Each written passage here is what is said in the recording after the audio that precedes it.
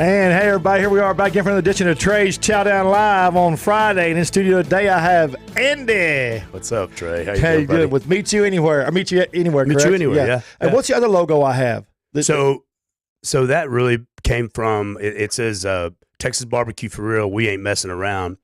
One of our very first customers when we opened up back in 2014 walks in, he goes, oh, man.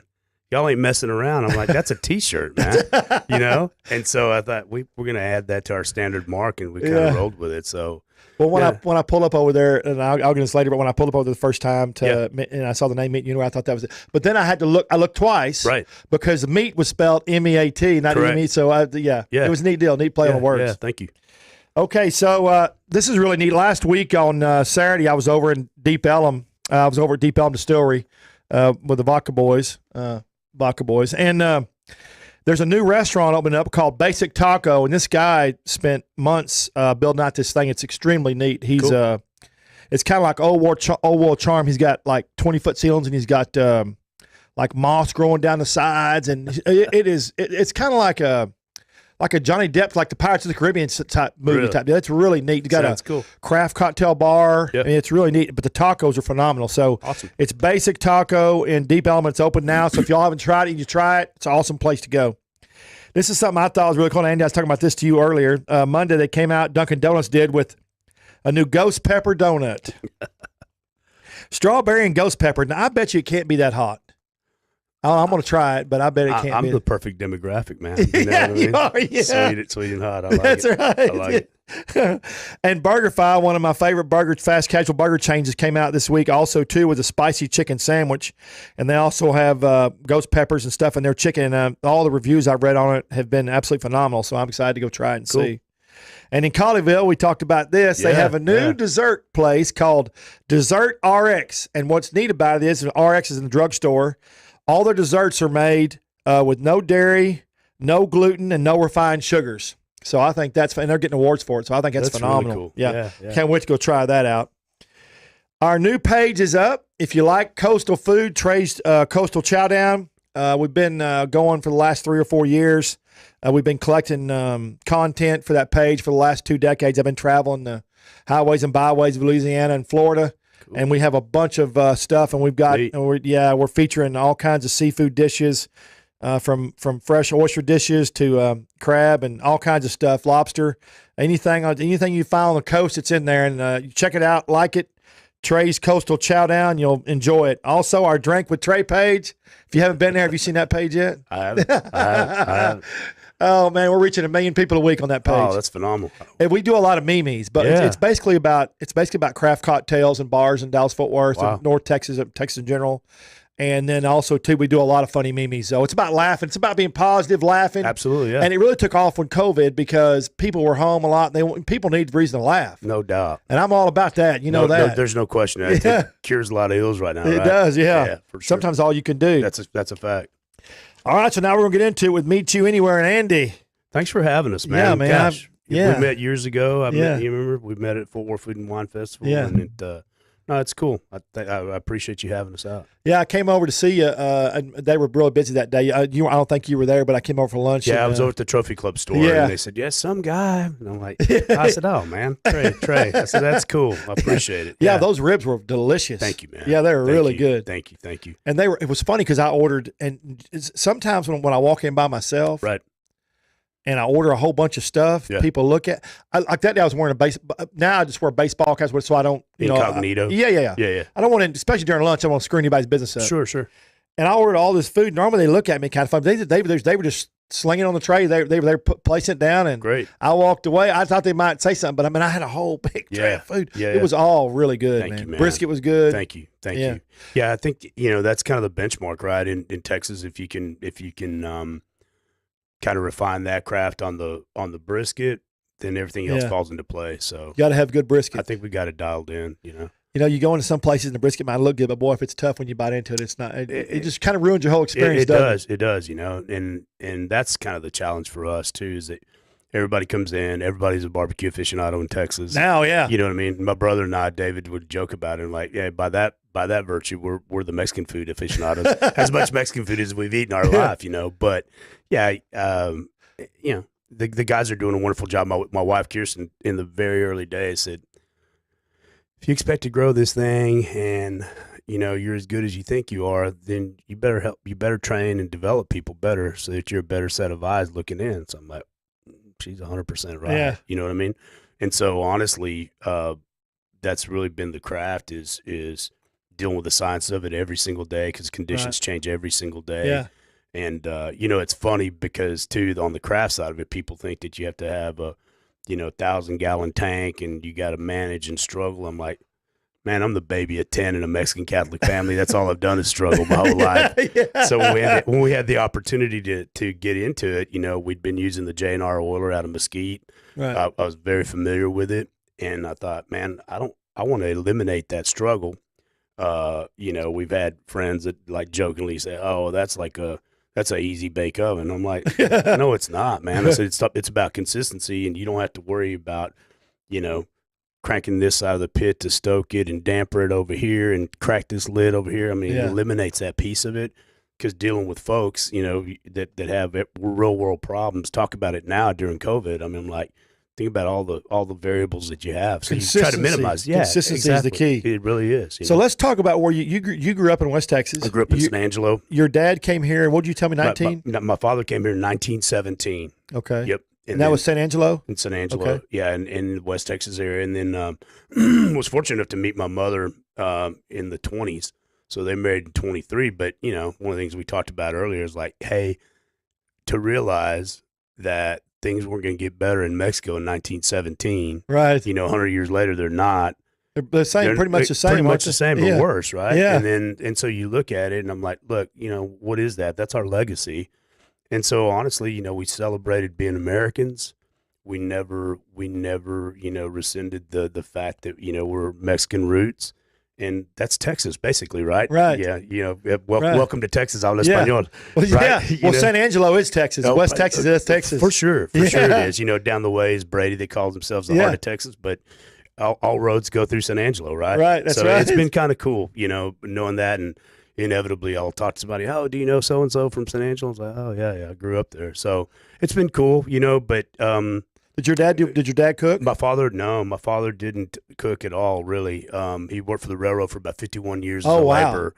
My mother was the matriarch, and at 9 years old, they grew up in the Pecos Valley. Yeah. So she, being a baby of 7 in the family, she literally was the lead campfire cook at 9 years old. So they managed the Hattay Ranch, which is a famous ranch in West Texas. Sure. And, they'd go out on the chuck wagon trail. Yeah. She was literally butchering, goats and beef on the trail, on the cattle trail. And to think that way of cooking's come back now is popular again. No doubt. I mean, we look at it, David and I laugh about it all the time, and she's got all these, French techniques of braising and searing stuff. And I'm like, that's what we did our whole life. It's kind of funny, Yeah. But, we literally, So she came from 7? Yes. And you're a family of 10? 10, yep. So that's 17. Yep, exactly. Yeah, it's kind of a long story in that respect. But my dad was my mom's. My mom was my dad's second wife. So had all his children lived, he would have fathered 22 kids, man. Oh my gosh! Thank God for cable TV, right? So, no, but literally. No, it was such a blessing. Honestly, looking back on it, they sacrificed a lot. They put all 10 of us through Catholic school. And you never really realize the appreciation for it until you get later older in life, You're right? You're like, dang, man, what you hated what vision you did? Yeah, it was awful, But 69, 70, just there's a lot of tension going on in our world, similar to now. But in spite of it all, I mean, like they literally were planting the seed and just literally looking in the future for us and looking out for us, and like, wow, it's full circle now, man. And you're looking at it, and that's kind of I look at it now and I'm thinking, that's our legacy that we were able to inherit, and make sure that, we had the vision to do better for our families and ourselves and our community. My father was big time into community and celebrated the 16 and Cinco de Mayo. And so we did that, our whole life growing up. We'd shut the streets down. Yeah. So there's nothing compared to what we did. I mean, literally, I've not seen anything in Dallas or Fort Worth compared to the scale that my dad used to put together. And in the background, my mom's cooking, You know, there was a Catholic church right across the street, and it's funny growing up, going there, and you're falling asleep in church. You know, and you're looking for the, you know, for the very end of the service, and they're going, okay, just before we close service today, we have a few announcements, and so they'd go, you know, blah blah blah, cake sale, bake sale. And over at Sedino Plaza, they're doing tamales and menudo. The mass is ended. Go in peace. I mean, and that was kind of like one of the things that stuck out in my head. And so, but honestly, we grew up with the soul of giving and serving the community, you know, and we didn't know any better. And so I'm back thinking, then, supporting local exactly wasn't a trend. You had to exactly because you couldn't get, you know, those were literally your neighbors and your family and everybody else. And so it was really kind of, you know, it was embedded in our DNA. You know, it's kind of our culture in West Texas, regardless of what ethnicity you were. You know, we didn't know any different, man. It's just kind of like we helped each other. You know, the term homeless really wasn't around then. And so that's really prompted a lot of things in our, you know, current and over the last few years that we've been open. You know, we opened the storefront in 2014, but I launched the company in 2012 after I lost my job. And so I get a text one day that says, we're going the corporate route. Those plans don't include you. But, you know. Well, you got to, really? Oh, yeah. We're going to corporate. Those plans don't include you. Right. And I was like, man, that was my corporate line when we had to let people go. So they kind of used it on me. And I'm like, that's cool. You know, so we had our parting shots and, you know, we moved on. And obviously, it kind of brings you back to your roots and you go, this is obviously the door got opened for us. It's funny now to tell the story, but it wasn't funny then. Oh, it was painful. Yeah, I'm sure you were stressed out. No question, man. When did you move San Angelo to here?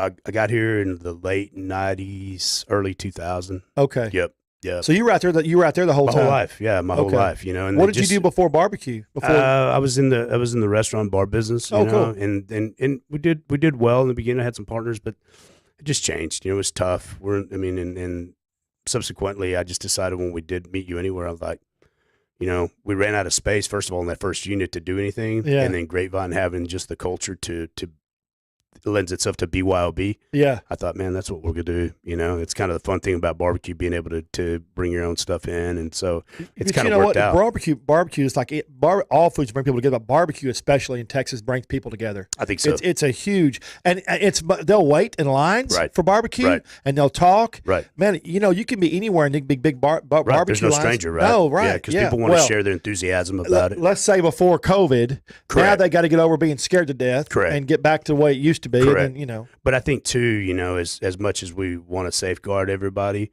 you know, and we've done everything, you know, that we possibly can.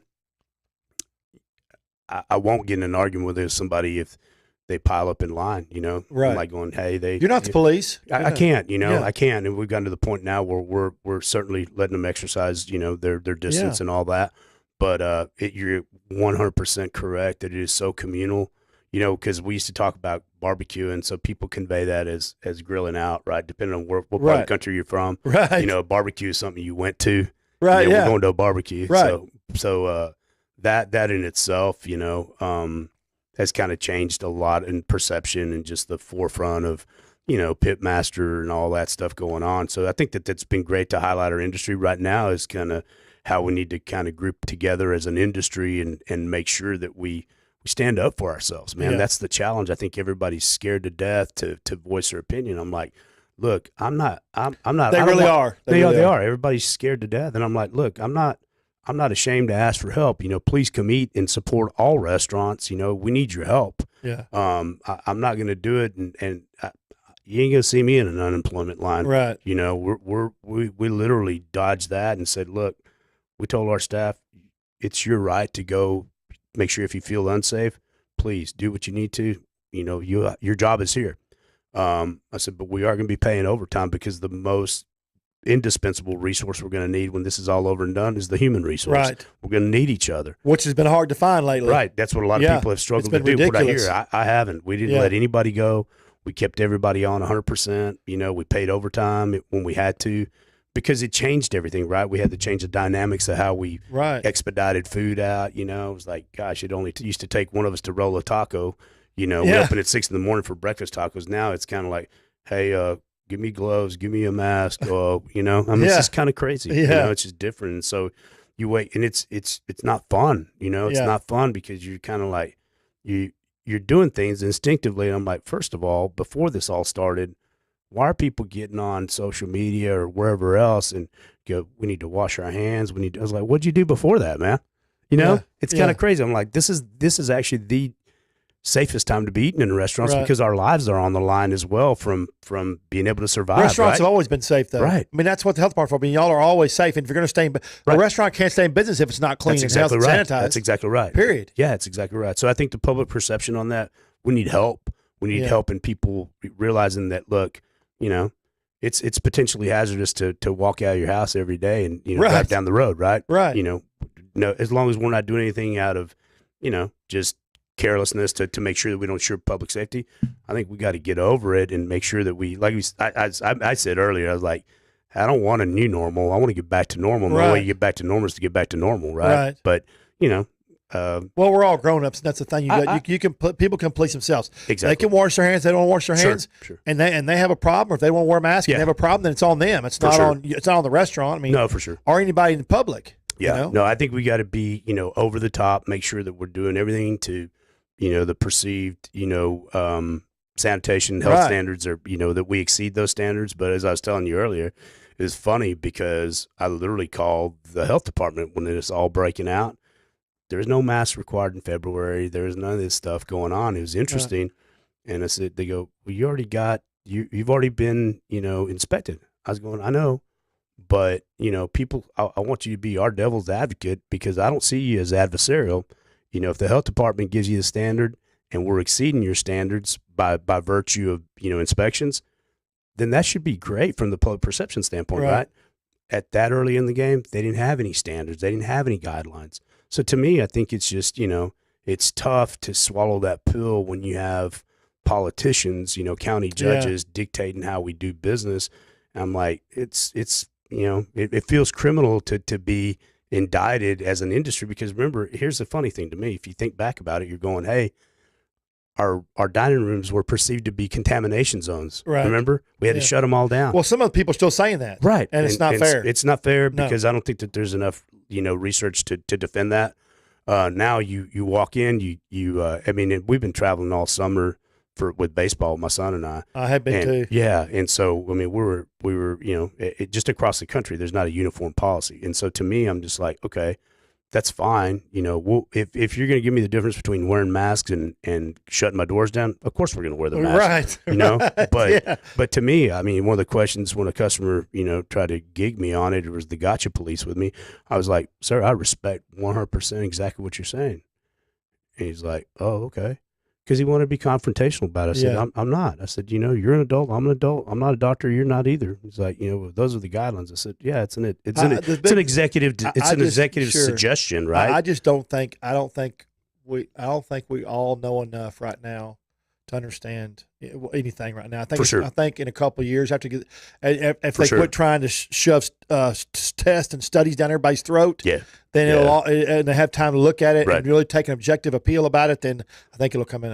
Right. And I think, you know, I really appreciate because this is about barbecue, you know, and people are going to see it, and I hope we, you know, don't get hate mail over it. But to me, here's the thing, you know, it's about survival in every respect. Right. You know, we know friends and family that have actually lost family members. I'm like, it's tragic. It's horrible, you know, and we don't wish that upon anybody. But to date, I don't know that anybody can attest to the fact that somebody has died from coming to eat at our restaurants. Right. You know what I mean? Yeah. I mean, we think about it and we're scared. No. You know what I mean? We're scared to death about it every day because, you know, talk about foodborne illness, man. You talk about all the things that happen, salmonella and botulism. I'm like, just the daily operation of a restaurant is tough, period, in general. Right. It really, really is. So, you know, to me, I'm thinking, okay, we're not really doing anything different. You didn't have to change temperatures. You don't have to change any of that stuff. You don't have to change your cleaning standards because you were doing all that. Right. So to me, I think, you know, we really need help from the public perception standpoint, from the Restaurant Association, all that. They're doing all they can, I think. You know, to me, I think, you know, this is when they need to hear our voices louder, you know, and get up in front of them and say, look, enough is enough, man. We've got to get to the point where, you know, if it's going to be politically motivated and you're going to force us to take government money to keep our doors open, then come to the table, you know, and quit putting nonsense in these budgets that, you know, don't make any sense and they don't do anybody any good. You know, I'm thinking like, either that or just say, look, there's no end in sight, so we can move on. But what are so many places going to do? It's like we talked about. You got all the just in the barbecue segment alone. When you look at it, you're like, all those poor people, man, that were rolling along 2017, 2018, and they're in the barbecue top 50 in Texas Monthly. I mean, they've lost everything, man. Yeah. And it's hard. It's hard and it's sad.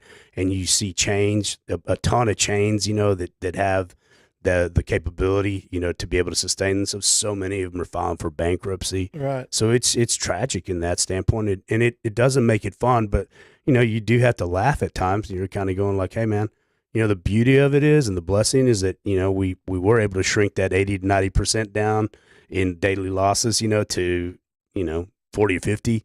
It's getting better every day. And I think as long as we continue to do the right things and, earn the public confidence to get people back in the office spaces. Well, you got to work to get them back. That's for sure. And what the sad thing is that you have to work to get them back, and it's not your fault. For sure. And you shouldn't have to work to get them back. I agree. Yeah. I just. So how did you get the Meat You Anywhere name? How did that come about? Thank you. This is funny. So my wife, Kirsten, posted something and said, pray for us on this new venture. We had Sedino Catering, right? My kids had been blessed enough to get in on the lottery over at Westlake Academy at the time. And so they started there in kindergarten. Both of them, Grant and Tinley, did. And so one of the families read the post and said, hey, we're having a party out here at Vaquero. We'd like for you to, we'd love to help you out and support you. And so we get to talking, and she goes, do you have a website? I'm like, no, not yet. And so she's hammering me with all these questions. I'm like, man, we're a week into this thing, and I wasn't prepared. I'm just kind of like trying to pay the bills, making sure that we can stay afloat, right?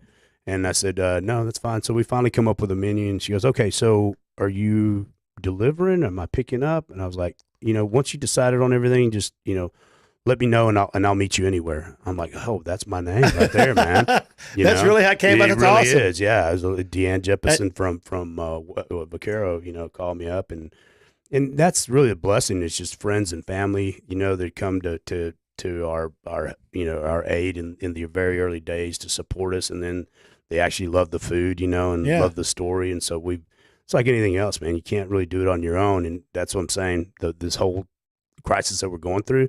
It's like, isn't it easier right now to, go in and support businesses while they're still here and not take, this position as like, yeah, I knew they weren't going to make it anyway. Because I saw somebody post something about Heim, and I love that he rebutted and said, like, whatever he said. I mean, he basically called him an idiot, I guess, which I don't have the courage to do that because I'm so worried about what people are going to think. But here I am saying stuff.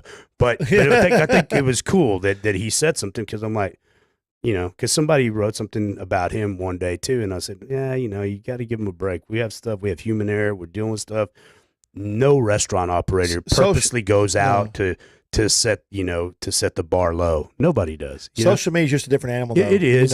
It is. And but once we got off on that that deal, that the whole Meat U Anywhere thing, we just said,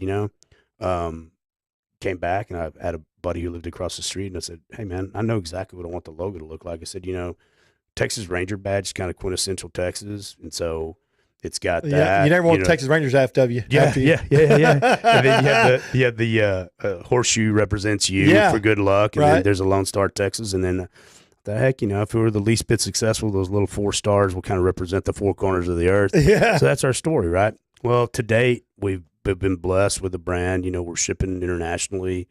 So do you ship internationally? We do ship internationally. So you shrink wrap the shrink wrap. Okay. Everything's cryovac. We how-to instructions. We have a couple of how-to videos. How to reheat the stuff. So what's your most popular thing you ship? Is it brisket? Brisket and a lot of the rubs. You know. So as I was telling you earlier, the rubs are what the kids came up with. Yeah, I was just fixing to ask you. Yeah. So the rubs are what the kids came up with, and that's their company. Yep. And you have I see a salt, and you got pepper. We got sea salt. We got a cracked pepper here. They got the brisket rub, the trail dust. What is the trail dust? I like that name. Interesting. That's interesting. So, so the trail dust, actually, I don't know if y'all remember the old trail dust restaurants, right? Oh yeah. So my real estate partners, I consulted with them, and they're like, hey, we think we may want to revamp the concept. Would you help us run it for a while? We look at it and see if we want to spend the money there, but we definitely like the real estate. So we operated it, they ended up buying it out. We worked on it. I kind of launched Meat U Anywhere from there. We started putting barbecue on the menu. And just the seasoning that they had for their steaks, Jose Ramirez was there, and he's the master. He was at Old San Francisco Steakhouse, and Ernesto Perez. I like that place, Old San Francisco Steakhouse, man. Yeah. And so, you had great roots. And so I just said, what are you seasoning the steaks with? And he goes, well, we just kind of mix salt, pepper, and garlic, So it was good, Yeah. When we started the packaging, I was going, hey, man, I'm going to have my kids come up with something for you because this is our brisket rub, this is our turkey rub. He goes, your kids, and he didn't think about it. He probably thought they were in their 20s, whatever. Yeah. They're actually 7 and 9. Yeah. And they'd come up with the spices because when all this came about and, I got that text, I thought, man, they're not going to be the owner's kids. They're going to be the owners. And so I thought I wanted them to have the perception of like, look, we're going to build something. We're going to have something. If we're the least bit successful, we're going to have to buy it from somewhere. Why not buy it from the kids? Right. So this is your college fund money. So Grant and Tinley came up with it, stuck their little fingers down in there, wrote it down in a little yellow legal pad. We took it to lab out at the North Texas Spice out in Hazel. Right. And they blended it for us, and they got us a little control sample. They stuck it in. They go, I think it needs more of this. They stuck their little fingers in and tried it. And we cooked for our neighborhood, man.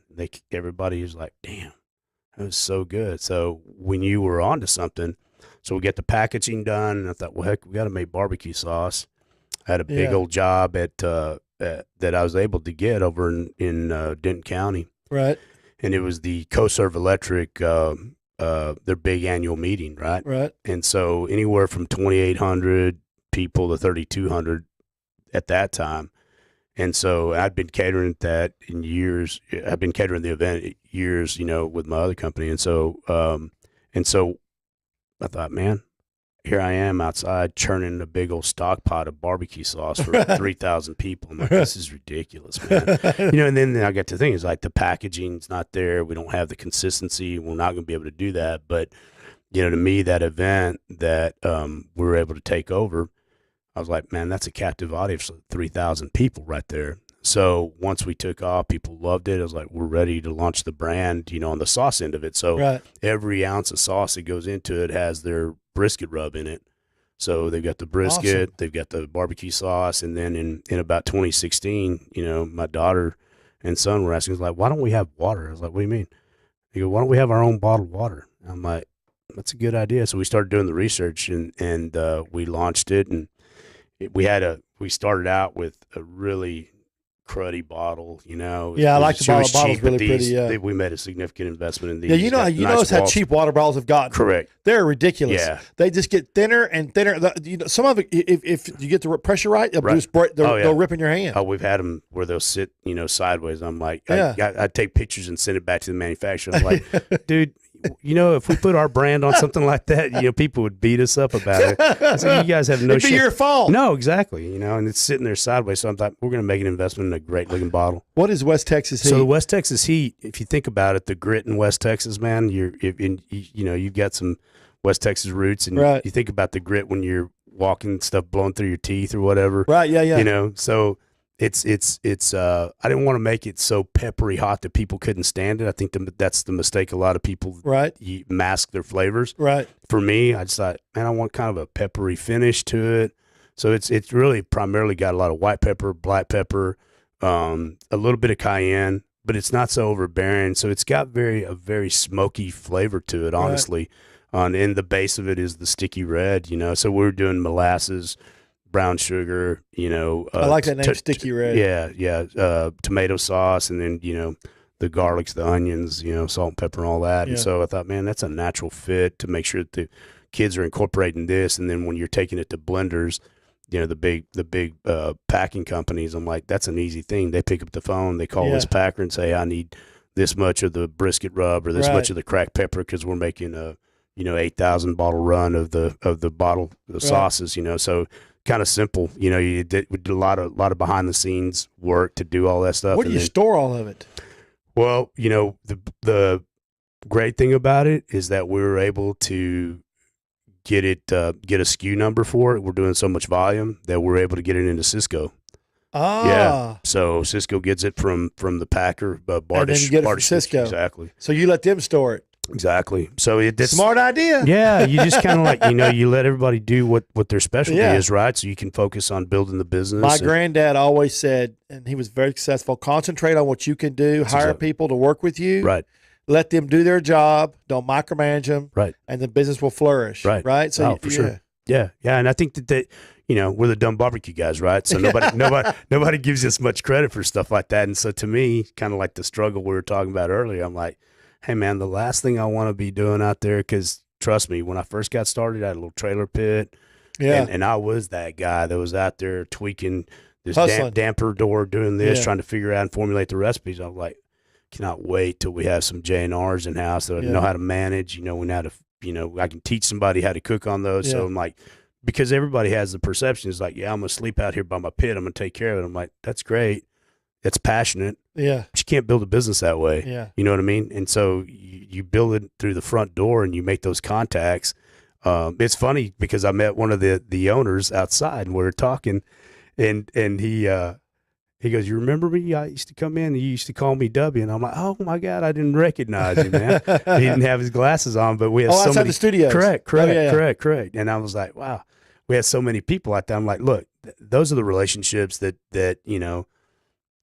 you're able to build, and you dream of building that type of culture within your walls, and it's esoteric. You start in the beginning, you don't really know how it happens, but it just happens, and so honestly, my brother David works for the Catholic Diocese. He came in and helped me, and had a background with the Dallas Morning News and Star Telegram. He was high up in the paper. He was a correspondent for AP down in Mexico. And well, those things have just shrank and shrank. Yeah, so he's smart enough to get out and was doing lifelong work with the Catholic Diocese, and so he's like, "Hey man, I'm just gonna have a talk with you. And I don't want you to get offended by it." He goes, "But you're a legitimate company now, so you need to look at you need to look like it, right?" So the packaging was real critical. Packaging's always critical. It is. And it is. sometimes it's the last thing somebody thinks about. Exactly. But it should be part of the first once you get your recipes down. Yeah, for sure. We've got some food here too. I want to start bringing some food in. Okay, sounds good. Let's. Can we start bringing some food in, please,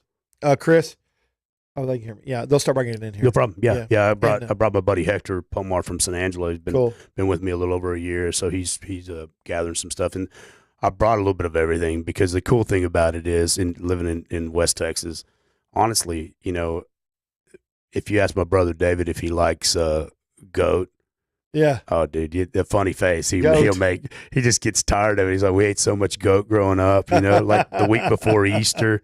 And every Saturday during the summer, my uncles were at our house. We were smoking a goat, or my brother was trying his hand at a brisket. And back in the 70s, I mean, literally, you wrapped up a brisket in foil, and it was done when that thing was shredded apart, right? Right. You just cooked the hell out of it. Yeah. And so they'd make like deshebrado tacos off of it. As long as you had some good spicy What'd you call it? It's called deshebrado, like shred. So I can't say it like you can say it. Yeah. I can't say it like that. You have that accent to it. I do. You make it sound official. It's kind of funny. People don't think I can speak Spanish, but I do. I do. It's funny. Yeah. You make it sound good. Yeah. So what's your favorite thing? What took you longest to hone in? Was it brisket? I think so. Yeah, I think so, because I think that, you look at the variables of it, and you're really just trying to minimize those variables on a day-to-day basis, Yeah. And the wood's going to be different every day. We use oak and hickory. The ratio changes a little bit depending on the size of the sticks that you're getting from Gourmet Woods or, whoever you're using. But, you got to get great wood. So Gourmet has been the absolute best. He's out of kind of unincorporated Fort Worth over on Rendon Road. Yeah. He's phenomenal. I think I've seen him. He's got a he's little place over there. Got 100 acres out there, but it's phenomenal. It's just kind of a mini logging operation. They'll bring the big logging trucks in there. They skin them. It's quite an operation. But anyway, he's been a fantastic partner. You get on the phone, get Maria to get the wood order in. And so that takes one of the pieces out. Then, people said, well, you're getting like 44 farms, you're doing all that. I'm like, I never took my hand. I never took my hand or put my hand involved with any of the prime meats, because I looked at it from a marketing standpoint. And I thought, man, somebody's got to pay for it, and I just didn't want it to be sticker shock. You know what I mean? Yeah. And I'm like, here, first of all, we opened the restaurant to make money to be able to sustain our family, right? Sure. And I think the prime is phenomenal. I think you can get it. You know, a lot of people Because they say, went the corporate route. exactly, and exactly. So to me, I was just kind of like, you know what? I think what we do, if we're true culinarians, you know, if we're true pit masters, whatever the hell that means, then we should be able to you know, hone in on that craft and figure out how to you know, make it right. Yeah. So you know, and so we basically, from the business perspective, I think that's the thing that's given us so much levity during this crisis, is that we were so far ahead of the curve in trying to make sure that we monitored the whole commodities piece, right? You know what I noticed when this all has happened? Yeah. And I told her about this, but I noticed that when all this happened, that the barbecue guys, all of them were the ones that were doing better than everybody else. Yeah. Because they were already set up for to go and basically curbside. And, you know, I mean, I watched them. Some of them were humming. Humming. Yeah, they did a phenomenal job. You know, for us, we had some people go, hey, we want to support you. You know, some of the other barbecue places are selling raw briskets and this and that. And I was like, that's a great idea. For us, I'm like, I just don't want to get into that, because, you know, my hope has always been, is like, this is all going to be, you know, handled and you know, come to a level that we can manage it.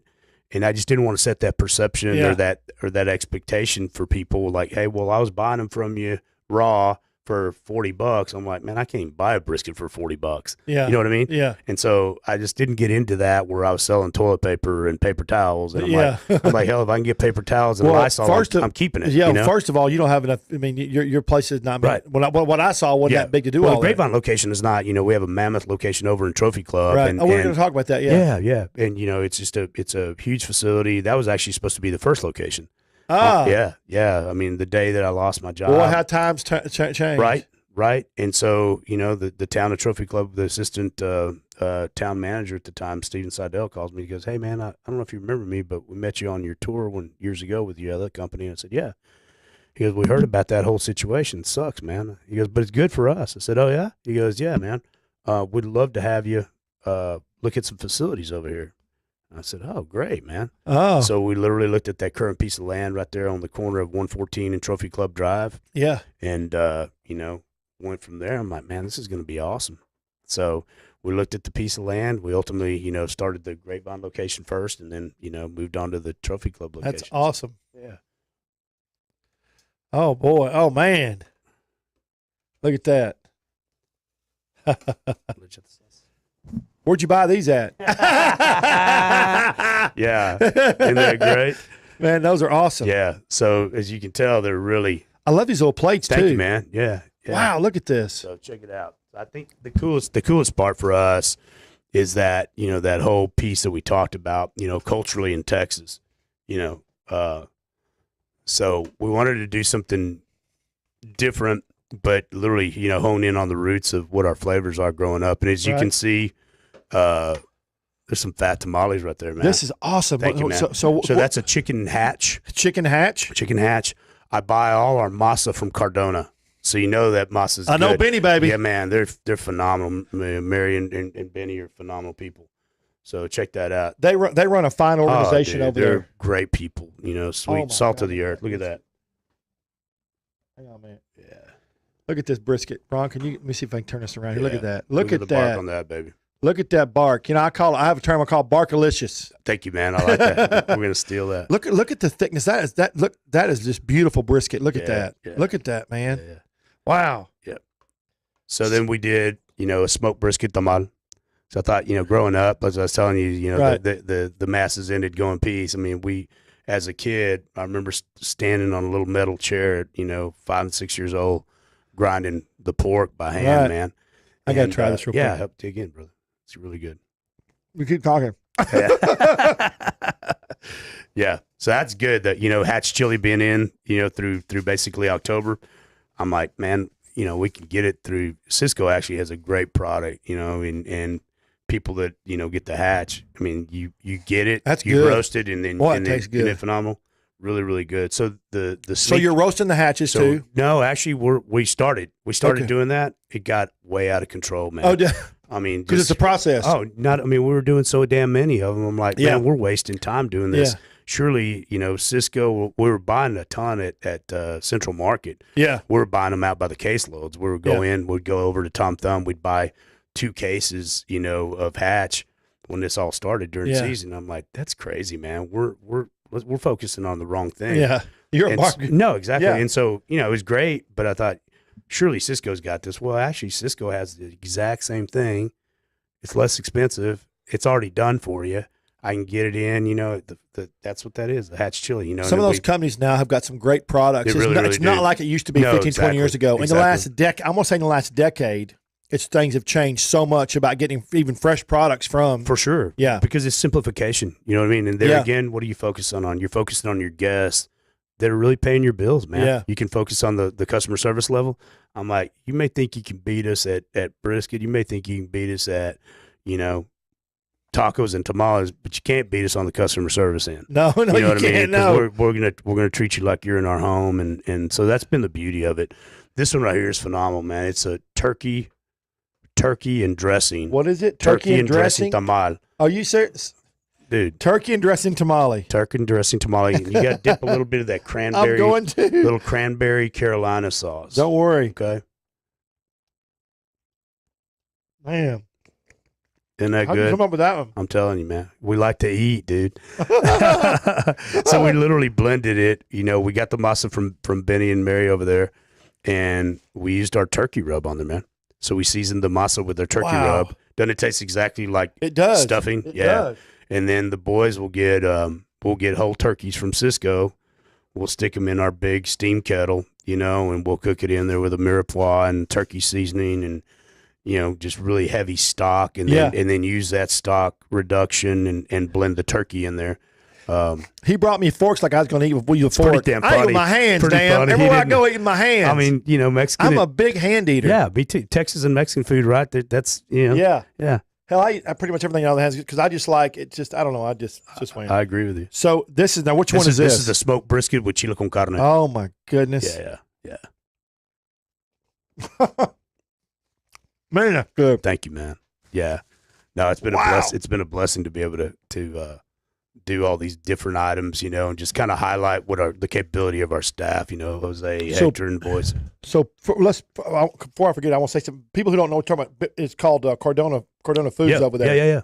And they have some incredible products. They've been their family over 100 business years, right? Over 100 years. Yeah, it's phenomenal. And for me, I look at it and I'm like, look, that's exactly what we need to do is couple our brand. Look at that. Hey, now that's what I had that day, and it was St. Louis cut ribs. Oh yeah, goodness. Yeah. So that's the center cut of the pork rib, which a lot of people will do the big pork rib. To me, I wanted it to be the best flavor. This is our jalapeno cheddar, which, again, a lot of the guys are out there. Yeah. And I admire them for coming up with all these, Frito pie sausage and this and that. And I'm like, right. You know what? I know Syracuse and I know the family really well. Yeah. They do a hell of a job. Everybody else is doing kind of a regular German sausage. I wanted to do the jalapeno cheddar because I didn't want it to be like everybody else's. Let me see. Yeah, dig in. I love jalapeno sausage. Yeah, it's phenomenal. I'll tell you what, everything just looks absolutely phenomenal. Thank you, man. Thank you. I think it's good. Yeah, that's the best part of it is it's good. Got a little snap to it. Yeah. Because we talked about that. It's such a sad testament that we have so many. We have probably the worst representation of Texas barbecue. That's got the most units out there to represent us. And it's sad because at one time they probably were good. Yeah. It's just you lose control of it. And so many big brands. I mean, you're a studied guy, and you read stories about. Even like Schlitz beer. Remember Schlitz, how great it used to be? You know? It was big. When we were kids, it was huge. So literally, there's a story about Schlitz, and it talks about the guy that came in. It was a bunch of bean counters, and they decided that the way to make the company successful was to change and speed up the fermentation process. And so by doing that, they changed the whole flavor profile. They were the number one. I mean, like Miller was chasing them, Budweiser was chasing them, but Schlitz had it, go for the gusto, right? Right. And so they changed their formulation on it, and started putting this silica in there to be able to give the beer foam and all this stuff. And I'm like, what a epic mistake, right? To think that how can we do this cheaper to make more money? That's not how you do it. It only takes one mistake like that. Yeah, right? It's bad. So we, from a branding standpoint, from the, just the quality of the food standpoint, I'm like, man, Crazy. yeah. Now I'm gonna talk about these. Can I see this camera right here? Look how big these ribs are. Look at this. Oh boy, look how big these ribs are right here, y'all. These things are huge. Oh, you got them they got ribs in the studio in there, in the control room. They're going more. Oh my gosh, it's funny. All right, that's not fair. That's too funny. This is awesome. Okay, so what are these right here? So these, we do the smoked chicken poblano enchiladas. But we said, okay, we're already doing hatch. We've got hatch in house. Why don't we kick it up a little bit and start making a hatch, green chili, right? Chicken and brisket. This is phenomenal. So I do those on Wednesday. Everybody does Taco Tuesday and Taco Thursday. So we do Tamale Thursday and Tamale Tuesday. And we feature all of those. And then Wednesdays we do the enchiladas. So some of my biggest fans and supporters of that, Daniel Vaughn loved those from Texas Monthly. Yeah. Newey Scruggs, Chris Gutierrez, who moved on. He's down in Houston. He's my buddy. And Rick Mitchell, all the gang over there at NBC. Yeah. And I think the only reason we haven't gotten the Dallas crowd is because we're so far away from them. You're not far away. I drive over there just to eat a hamburger. You're not far away. It's just they just got to want to do it. Right. Well, they got to know us. They got to know about us too. You know what I mean? You get set in your ways and you go to your places, but there's a reason to come out and try something different now. Yeah. We got a little bit of everything for, we got the Mexican and the Texican. So, yeah. Well, you've got all kinds. Your menu's big. It is. I mean, you got a big menu, and the thing about it is that everything I've tried has always been good, consistent, and a lot of flavor. Thank you, man. And that's important. I agree. Yeah, I think it's simplified. We give people a lot of options. It's funny we're talking about the whole social media piece, right? But you don't put it out there till it's perfect. Yeah, but yeah, a guy comes in. I read a review, and he gave us a 1 because we didn't have plates. And I'm like, the hell's wrong with you, man? It's just funny to me because people come in, they go, y'all ain't got any plates on the menu. And to me, I'm looking at it, I'm like, well, you can create whatever plate you want. I said, wouldn't you rather have a choice, right? Go into a place and be able to have a choice of what you want, not what we're trying to sell you. It's not so that's from back in the day. No, exactly. That's from back in the cafeteria. Exactly. I call them cafeteria barbecue days. Yep. Which there are no names, but there are some still like sure. We all have to survive. For sure. And sometimes that's people's favorite place to go. Exactly. But in a place like y'all, I'll give you an example. I was up at a new barbecue place in Idabel, Oklahoma last month. It's an incredible barbecue place. The guy's ex-chef. I mean, craft barbecue place. I mean, the food was phenomenal. And I went up to and I ordered, and I started ordering by the half pound. Yeah. And the guy at the restaurant just stopped me and goes, "Hey, man, I just got to tell you, thank you so much for ordering like this." He said, "We are trying to get people up here to do this. Right. And all they want is plates and chopped sandwiches." And exactly. he said, thank you so much. And then 3 or 4 people behind me were doing it. Oh, yeah. So it was, I think some people that don't know. It's a Texas thing. It is a Texas thing because I did the same thing. My niece, David's daughter, married a young man from Kansas City. Yeah. So we went up, beautiful wedding, beautiful ceremony, and the whole Texas contingency goes up, and he did fajitas on Thursday night. Then they had a really beautiful, lavish deal on Friday night, and then in the midst of it, we had some meals on our own. Right. So we go and we tried Oklahoma Joe's, which is now Kansas City Joe's, right? It's just different. It's just very, very different. The brisket looked like Arby's. Honestly, it was kind of shaved, Yeah. Nothing wrong with it. Just no comparison. To me, I'm thinking like, why in the world would you go to painstaking trouble of coming up with a great formulation for something, smoking it all those hours, and then put it on a slicer and shave it, ribbon thin? It makes no sense. But that's I'm not dogging them on it. It's just kind of different, regionally, right? Regionally, but you know what's funny? What I've even noticed is sometimes it's even citywide now. I mean, like I can go to like one city in Fort Worth and get something different than I can get. Right. It's just geographically. Barbecue's geographical. Right. But Texas barbecue as a whole. But that's why it's so popular now. Now they're doing Texas barbecue in New York. It's exactly right. In California. That's exactly right. In Miami. And all those places. Yeah. That's their version. So what does that tell you? Exactly. I think we're doing something right. Yeah. Yeah. Right. Yeah. And everybody and you're shipping everywhere. Come on now. Yeah. You're not shipping it because they're throwing it in the trash can. No, that's exactly right. And so people want it. They want to do their own. There's a lot of do-it-yourselfers, obviously, and so the beauty of it is that they'll get the brisket rub to do it on their own. they'll call and ask for it, and so it's kind of cool, man. You know, I think Hector wants to see if you know how to cut, man. I'm just kidding. Oh, it's awesome. Oh, wow. Yep. This is fantastic. Yeah, man. Here, Hector, let me give you that. Don't throw it away because I'm going to eat it later. Yeah. Check it out. This is awesome. I don't know that anybody's done this on live. We're cutting live, man. So yeah. Anyway, let's have some of that. Let's scoot some of those spices over here so you can move that board over a little bit. This is awesome. Let me have those 2 spices right there, Andy. And we'll center this up a little bit on the table. There we go. Cool. Ron, give us that top camera. There we go. Look at that. All right, man. So this. Wow. Look at that. Bit. This is the pepper tenderloin. Awesome. So pull that microphone a little bit to you.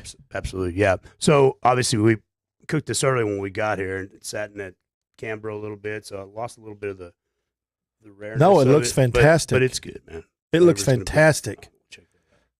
Oh my gosh! Look at the size. You see these beef ribs? Oh my Lord! Yeah. So that's the beauty of it. You know, we always tell people, it's like, you only know a true barbecue joint if they do a beef rib, right? I mean, think about it. Only the true Texas barbecue joints are doing beef ribs. So people may say, well, I've got a barrel pit. You know, you guys have got the little easy bake oven. I'm like, yeah, it's cool, but you don't do beef ribs, bud. Yeah, you know what I mean? So until you start doing beef ribs. Look at this. How much is this weigh, you think? So this is about 3 pounds. 3 pounds for that. So it's about a pound each. Yep. Here's the beauty of it. So this is going to be awesome. Oh, dude. Check it out. Look at that. Look at that right there. Yeah, it's okay. You got to do it. You can get down. Look how thick that thing is. Look at that, baby. Look at that. Look at that. I could hit somebody over the head with this right now. I'm telling you, man. Look at that. Wow. Yep. That just looks phenomenal. Thank you, man. And look at this is just. The big thing for me is I love beef ribs. Yep. And you can't. The thing is, you can either do a beef rib right, or you can't eat it. There's no in between on a beef rib. Right. And God, they're just so delicious. And when you get those people like people who don't know, like my social media has gotten a lot bigger. Yep. And I have people. I look at it weekly. I'm talking from different parts of the country, Europe, and they see something like this. They're like, "What is that? A dinosaur?" They always say, "Is that a dinosaur meat or something?" Right, because they don't know. Right, unless you're honed in close to Texas barbecue, you don't know what that is. It just looks massive. Right. So and I've read some stuff on it. The biggest thing that I've seen when people want to complain about them, it's buyer's remorse, man. Yeah. Because because they'll look at it and they're like, "Damn, I can't believe I just spent $28, $25." I'm like, so did I. Yeah. From a food cost standpoint, it wasn't cheap to buy it to cook it for you either, man. So the people that are true lovers of it, they have no problem buying quality, buying the best, right, and enjoying it. I'm like, for today we eat like kings. I mean, what a better statement than when you eat a big beef rib like that. That's you only delicious. live once, baby. That's exactly right. That's it. And so the cool thing about it, is that the people that do enjoy it, they're like going, "Oh my God, this is so good. I've had them all over Texas. Yours are the best." And so we'll have people at Christmas time, they'll order 4 or 5 racks, for the whole family. Yeah. And they go, "Yeah, what we do, man, is if everybody's over, we'll slide it right off the bone. We'll get your little sliders," and then everybody's eating a slider. The people that don't like them, they're like going, "They're so greasy, so fatty." I'm like, "Yeah, that's aren't the flavor, they good?" baby. That's the flavor. I was going, "Do you know how long it would take? Why don't y'all trim them?" I was like, "What in the world's wrong with you, man? It's not stew meat. I mean, what are you talking about?" So it's crazy. But that's a lot that a lot of people watch the Cooking Network, and they don't. The Cooking Network doesn't really do a lot of Texas barbecue. No, they don't. So it's they don't. So okay, before we get out of here, Andy, tell everybody how to get your social media. What's your social media handles? So we're at Meat U Anywhere BBQ. That's MEAT. MEAT. The letter U represents you anywhere barbecue. Follow us on Instagram, Facebook, Twitter, and come see us. So here's the deal. Especially with all the distancing, our Trophy Club location at 91 Trophy Club Drive, perfect for those settings because I've got 7,100 square feet. We've got banquet space in the back. You know, we've had some groups that are like taking advantage of that space. I have the Vietnam veterans that meet there once a month. They finally started meeting again. It gives them enough space to be able to do that. Cool. But yeah, it's been an amazing blessing. I appreciate you having us. Yes, sir. I enjoy your show, and I just ask everybody to give support local, help everybody out in the community. You know, let's get through this together, and you know, don't be so self-righteous, man. Help us out, you know, and if we do something that's short of your expectations, let us know so we can fix it right away. Right? TreyChowdown.com. We'll be here next week, same time, same bat channel. Meet You Anywhere, Grapevine, Trophy Club. Go see you in the day. Appreciate y'all. Hi, I'm Trey Chapman, publisher of TreyChowdown.com. I'm passionate about finding the best food, drinks, and chefs, and sharing it all with you. I should know I have over 5 decades of food experience. Find me on any podcast platform, Facebook Live, or just Google me. Now you can watch and listen to all my great finds every week on my live TV and radio podcast at Trey's Chowdown.